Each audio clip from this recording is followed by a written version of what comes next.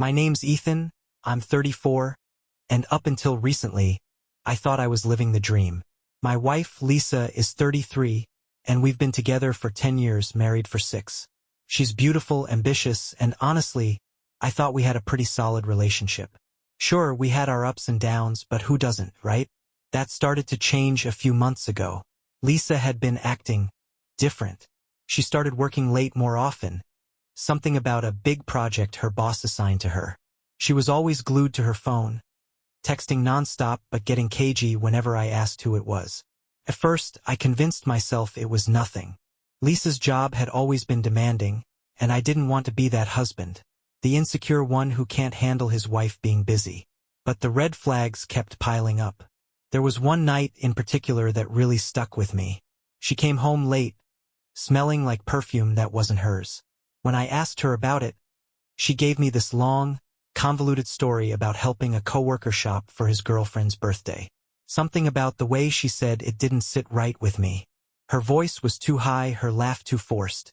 And then there was her sudden obsession with going to the gym. Lisa had never been the type to work out regularly, but now she was hitting the gym 5 times a week, wearing tight new workout clothes that I'd never seen before. When I playfully asked if she was trying to get in shape for me, she laughed and said, "Maybe," but her smile didn't reach her eyes. Looking back, I should have trusted my gut right then and there. But I didn't. I told myself I was overthinking things, that I was just being paranoid. Turns out, I wasn't paranoid enough. The turning point came one Friday night. Lisa had told me she'd be working late again. So I decided to hang out at home, catch up on a new series, and order pizza. Around 10 p.m., I got a text from her. "Work's running even later than I thought. Don't wait up. Love you." For a moment, I believed her. But then I noticed something odd. Her location was still shared on our phones, a feature we set up years ago for safety when we went hiking. Out of curiosity, I checked it. She wasn't at her office. She wasn't even near it. Lisa's dot was parked at some random house across town, in a neighborhood I didn't recognize. My stomach dropped. I stared at the screen, telling myself there had to be some reasonable explanation. Maybe she had to swing by a coworker's place for work. Maybe. I couldn't come up with anything that made sense. I sat there for a good 10 minutes trying to decide what to do. Part of me didn't want to know. But the other part, the part that was tired of the lies and the doubts, knew I couldn't let this go. So I got in the car and drove. When I pulled up to the house, her car was parked right out front. My hands were shaking as I turned off the engine. Through the front window, I could see dim lighting and shadows moving around. My brain kept trying to convince me I was overreacting, that this wasn't what it looked like. I walked up to the door, heart pounding. It was slightly ajar, like someone hadn't closed it all the way. I pushed it open, and that's when I saw them. Lisa was sitting on the couch, practically draped over a guy I didn't recognize. They were laughing, her hand resting on his thigh, his arm around her shoulders. The air in the room felt suffocating. "Lisa," I said, my voice sharp and loud enough to make them both jump. Her face turned ghostly white. She froze for a split second before jumping up and blurting, "Ethan, what are you doing here?" "What am I doing here?" I said, my voice rising. "What the hell are you doing here? This doesn't look like the office to me." The guy, tall, smug-looking, and probably mid-30s, just sat there, leaning back on the couch like he wasn't caught in the middle of someone else's marriage. "Who's this?" he asked Lisa, like I was the one intruding. "I'm her husband," I snapped, turning to Lisa. "Explain. Now." Her mouth opened and closed like a fish out of water, no words coming out. Finally, she stammered, "Ethan, it's not what it looks like. This is Ben, my coworker. We were just going over some project details." "At 10 p.m.? At his house?" I interrupted, laughing bitterly. "And you're doing that draped over him like a freaking blanket?" Ben stood up, casually brushing his pants off. "Maybe we should talk about this another time, Lisa," he said, already walking toward the door. "I'll call you later." He walked out like it was no big deal, leaving me and Lisa standing there in silence. "Ethan, I can explain," she started, her voice shaky. I wasn't ready to hear it. Not yet. I turned and left, slamming the door behind me. I barely slept that night.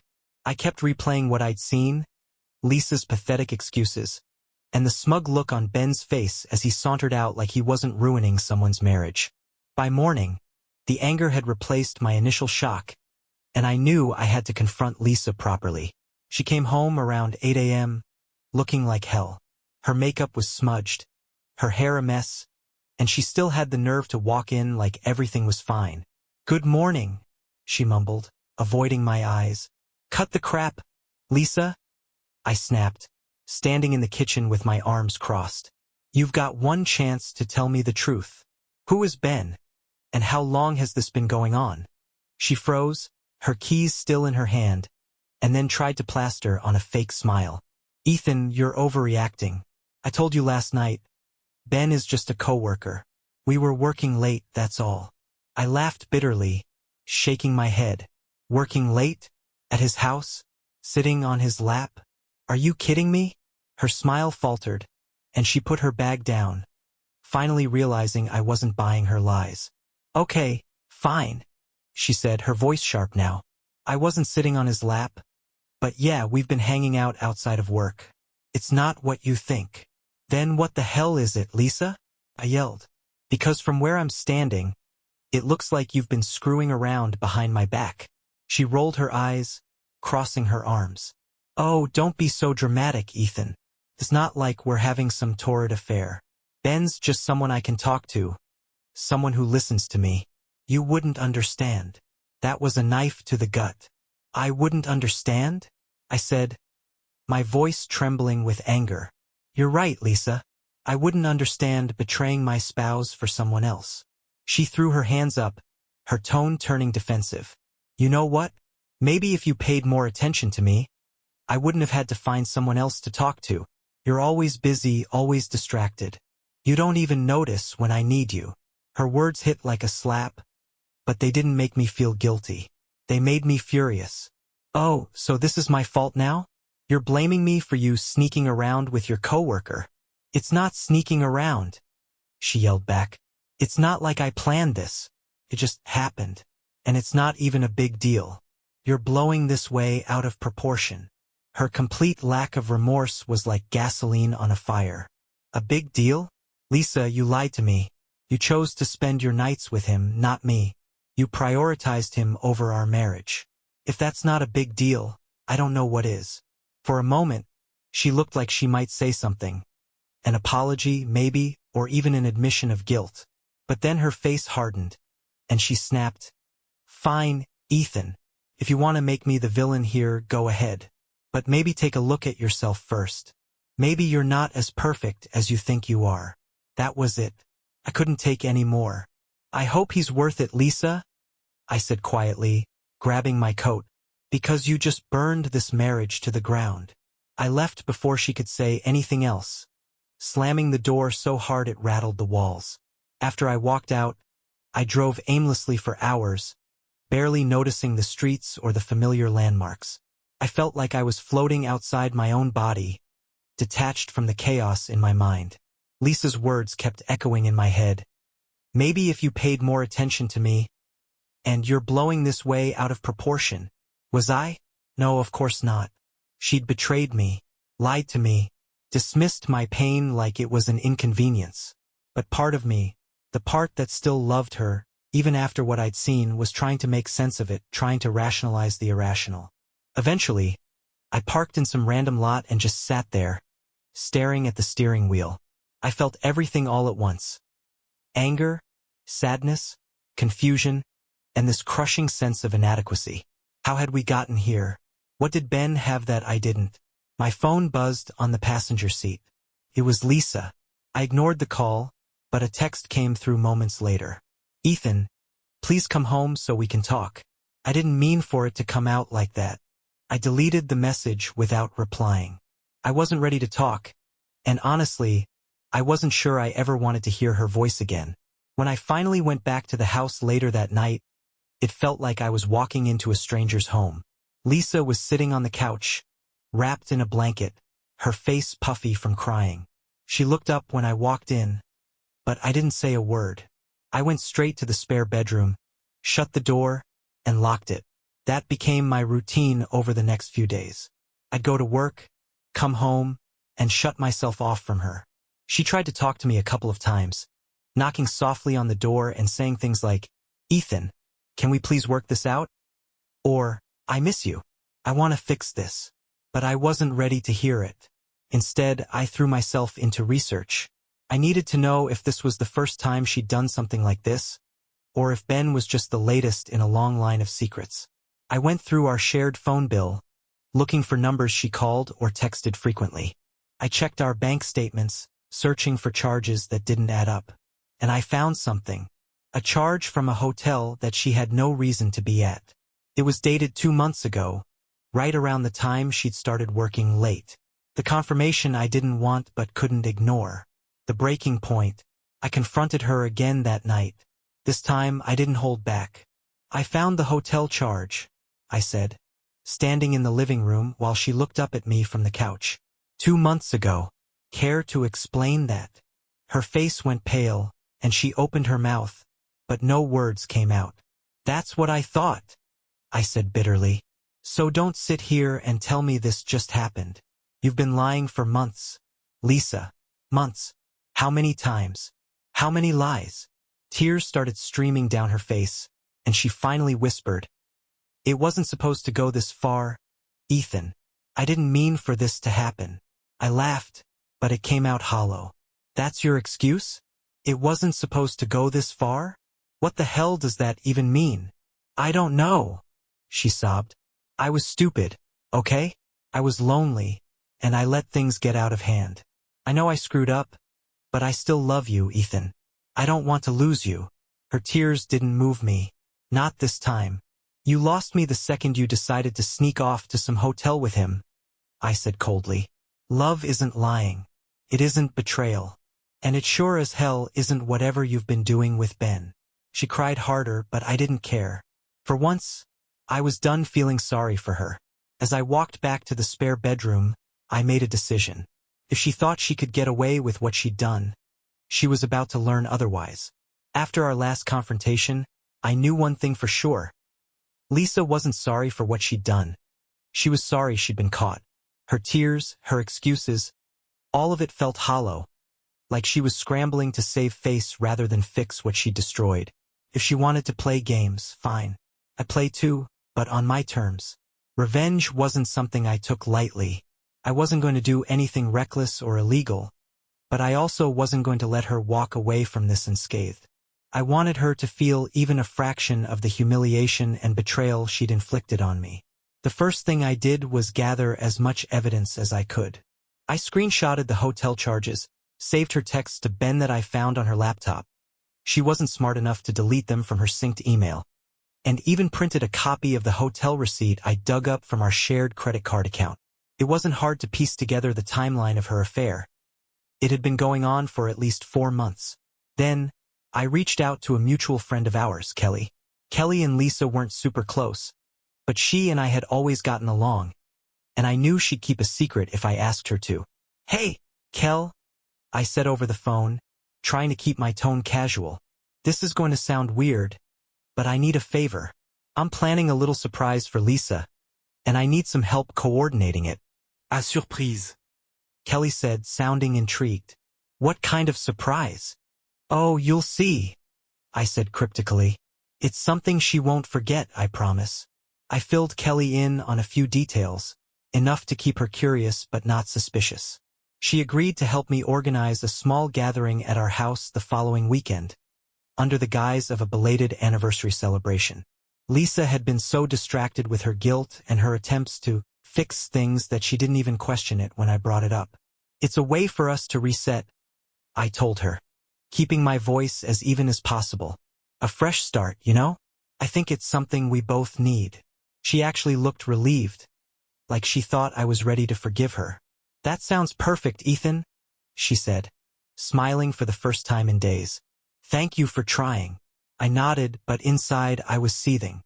She had no idea what was coming. Setting the stage. By the time Saturday rolled around, everything was in place. I'd invited about 15 people, some close friends, a few coworkers, and even Lisa's sister, Amanda. Lisa seemed genuinely excited, which only made me angrier. When the guests arrived, Lisa played the perfect hostess, smiling and laughing like she didn't have a care in the world. She even pulled me aside at one point to say, "Thank you for doing this. I really feel like we're getting back on track." I forced a smile and kissed her on the cheek. "Anything for you," I said, the words tasting like poison.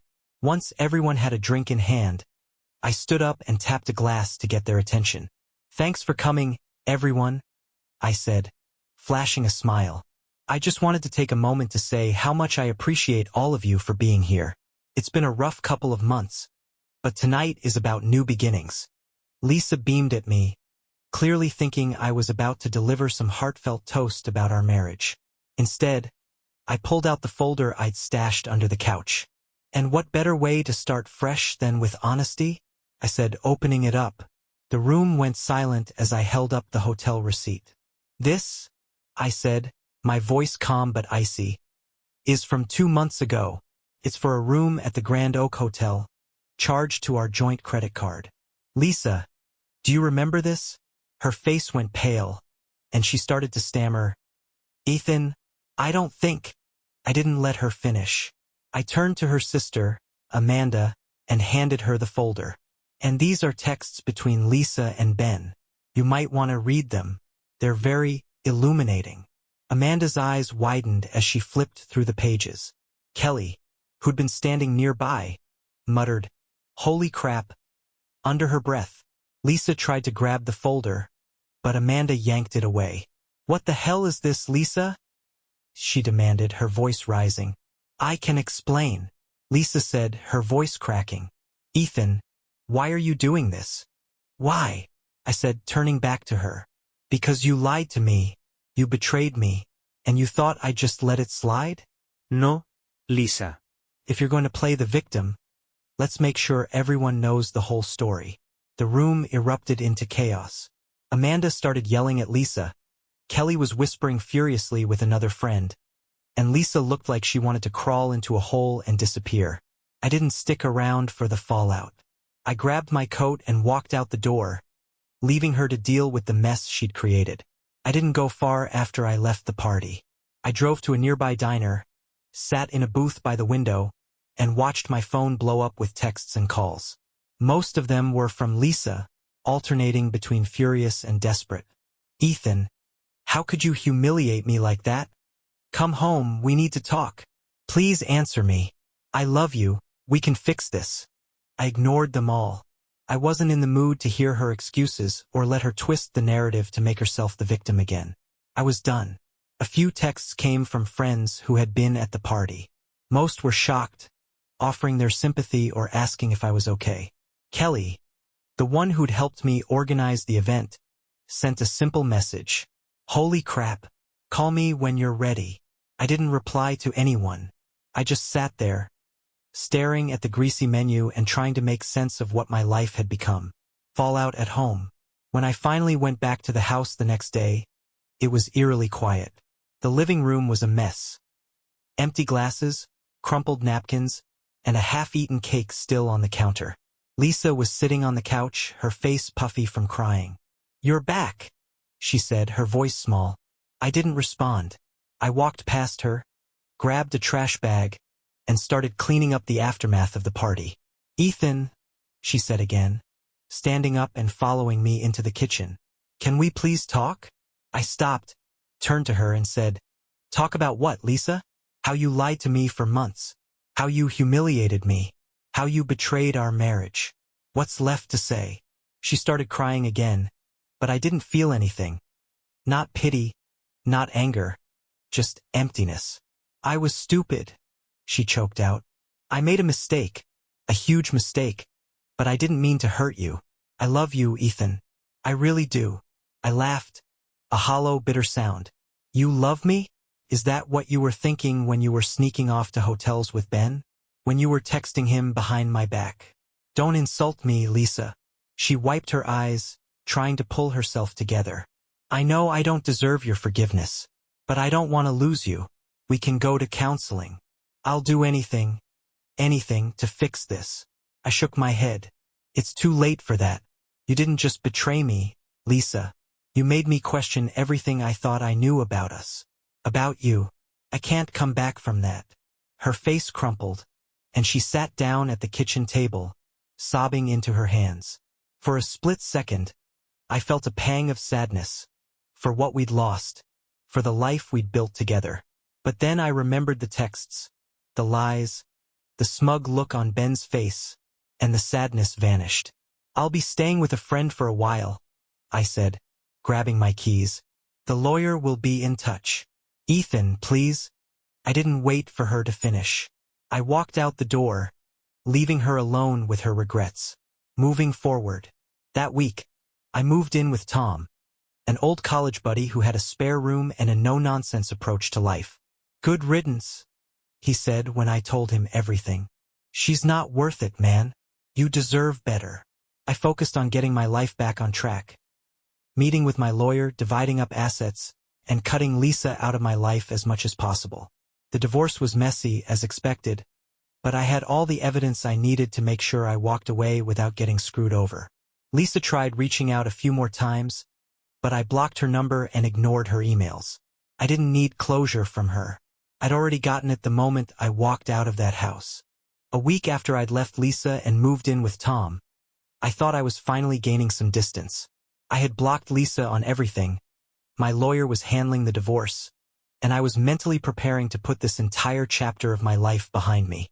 But then, out of nowhere, the universe decided it wasn't done messing with me yet. It started with a knock on Tom's door. I was in the middle of lunch when Tom came into the kitchen, his face serious. Ethan? There's a guy at the door asking for you. Says his name's Ben. I froze, the sandwich in my hand suddenly forgotten. Ben. As in Lisa's Ben. Tom nodded, his expression a mix of confusion and concern. Yeah, want me to kick his ass for you? Because I'm happy to do that.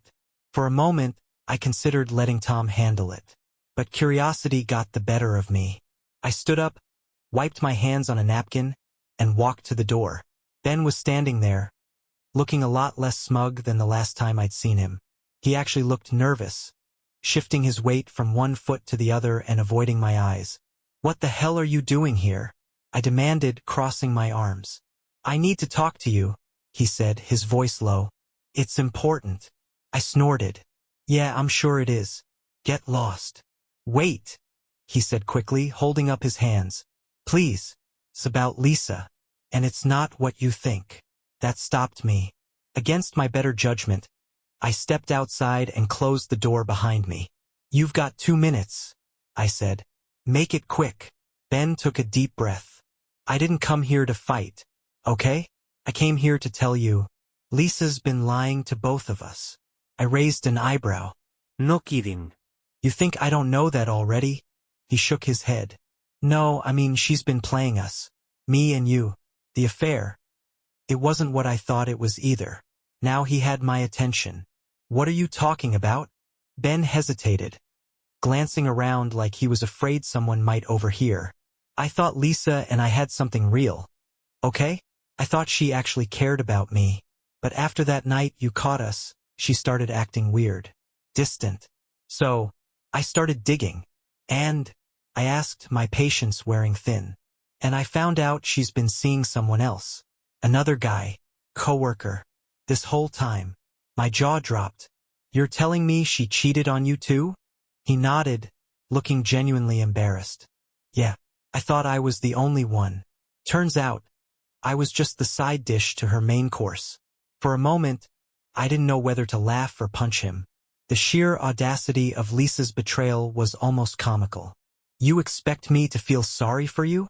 I asked, my voice dripping with sarcasm. No, Ben said quickly. I just thought you should know. Lisa. She's not who we thought she was. She's toxic, Ethan. She'll burn anyone who gets too close. I stared at him, trying to process what he was saying.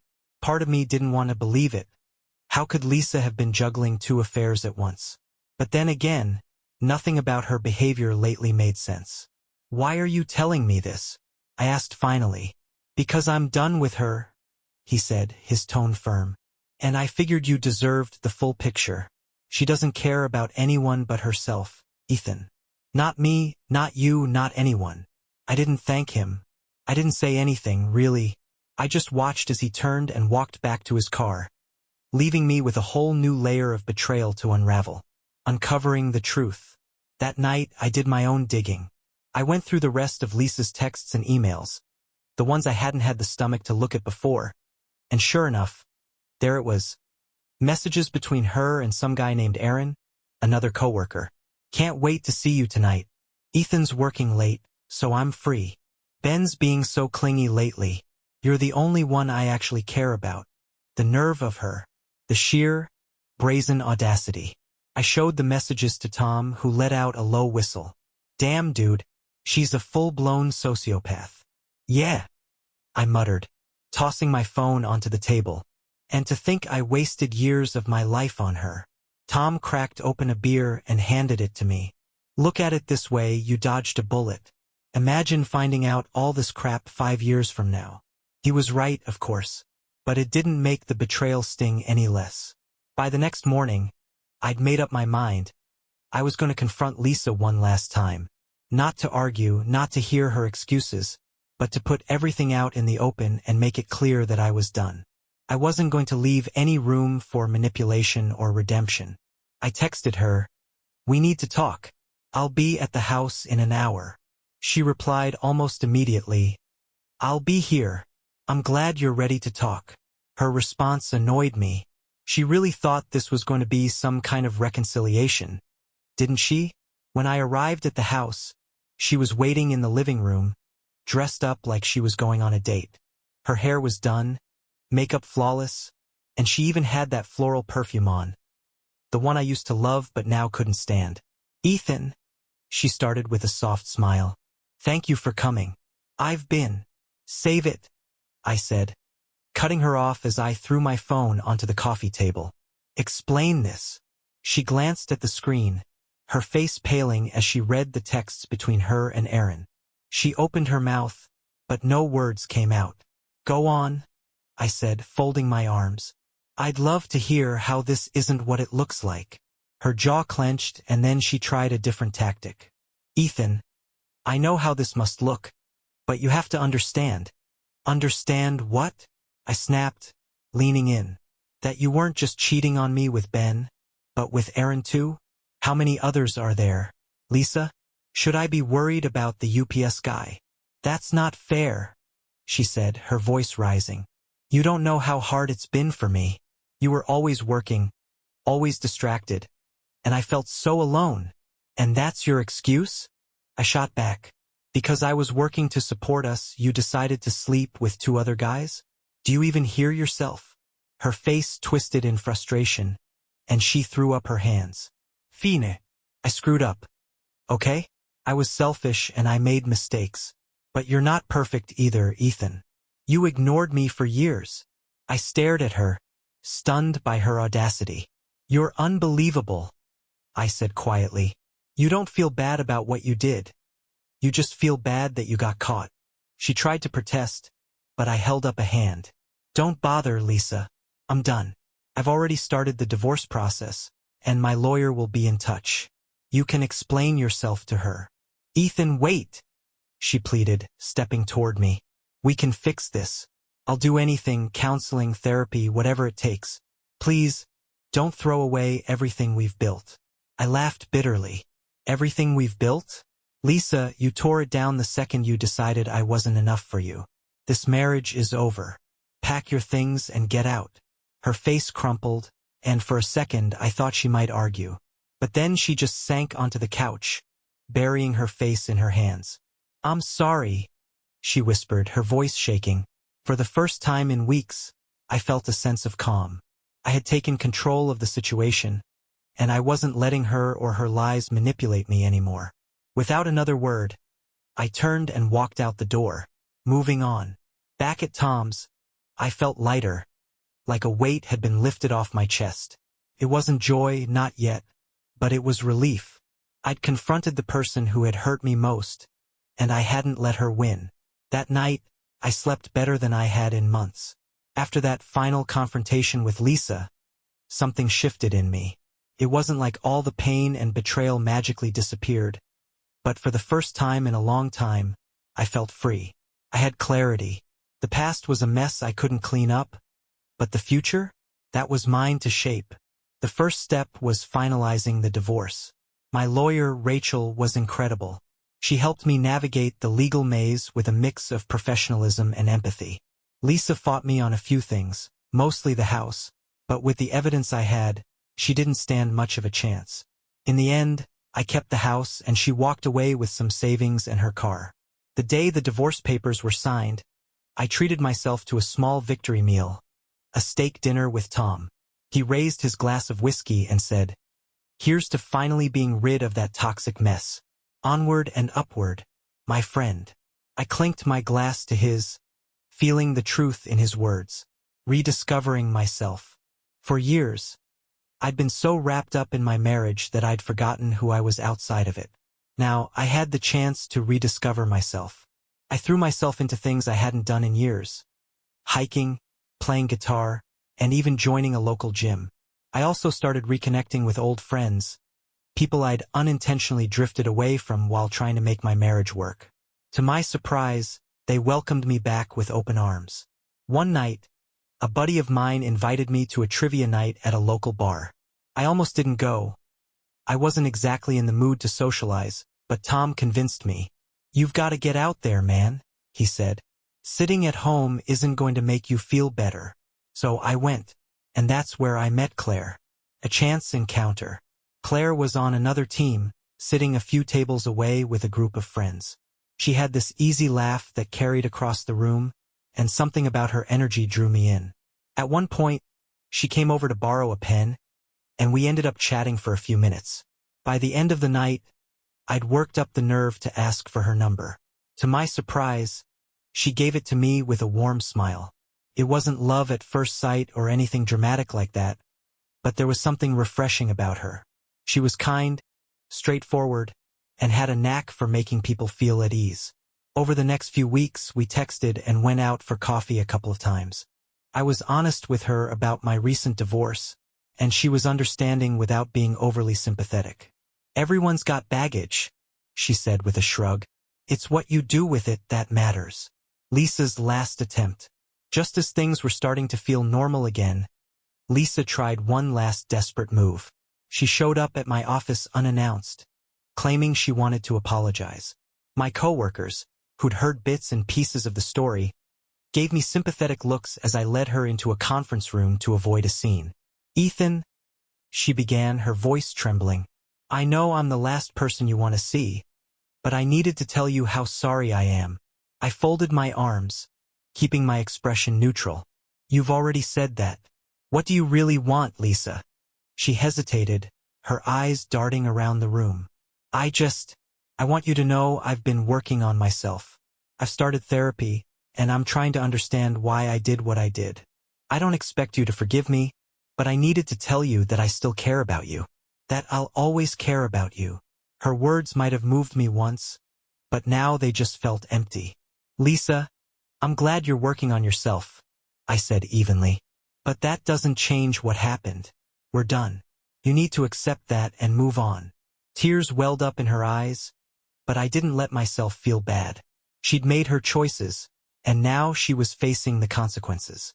"Goodbye, Lisa," I said firmly, standing up and opening the door. She walked out, her shoulders slumped, and that was the last time I saw her. A glimpse of hope. That evening, I met Claire for dinner. She could tell something was on my mind, but instead of prying, she just smiled and said, "Rough day? You want to talk about it? Or should I distract you with bad jokes?" "Bad jokes," I said with a grin, and for the first time in what felt like forever, I laughed. It's been almost a year since the night I discovered Lisa's betrayal. Looking back now, I can't believe how much my life has changed. At the time, I thought the pain and anger would consume me forever, but here I am, stronger, lighter, and, dare I say, even happy. Finding closure. The thing about closure is that it doesn't come all at once. There's not some magical moment where everything clicks into place, and you suddenly feel at peace. For me, it came in small, unexpected ways, reclaiming my space. After the divorce, I kept the house, and for a while it felt like a monument to everything that went wrong. But as I redecorated, adding my own touches and removing anything that reminded me of Lisa, it started to feel like mine again. Letting go of anger. For months, I carried around this rage, not just at Lisa but at myself for not seeing the signs sooner. Therapy helped me realize that her choices weren't a reflection of my worth. Letting go of that anger was freeing in a way I can't fully describe.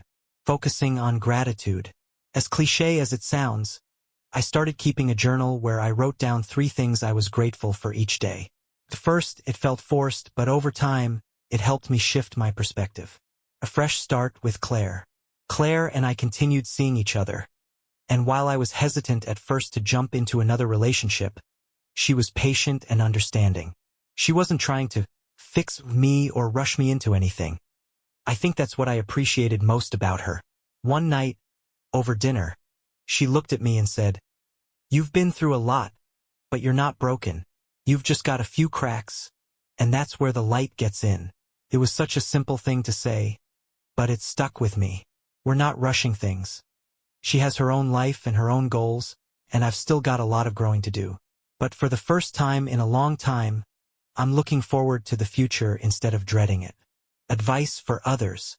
If there's one thing I've learned from all this, it's that you can't control other people's actions, but you can control how you respond to them. Trust your instincts. If something feels off, don't ignore it. I wasted months convincing myself I was imagining things. Know your worth. Don't let someone else's choices make you question your value. Their betrayal says more about them than it does about you. Focus on yourself. Healing isn't about finding someone else to fill the void. It's about becoming whole on your own. Final reflection. I don't hate Lisa anymore. I've let that go, not for her sake but for mine. She made her choices and I made mine. We're both living with the consequences, and that's enough for me. As for me, I'm still a work in progress, but I'm okay with that.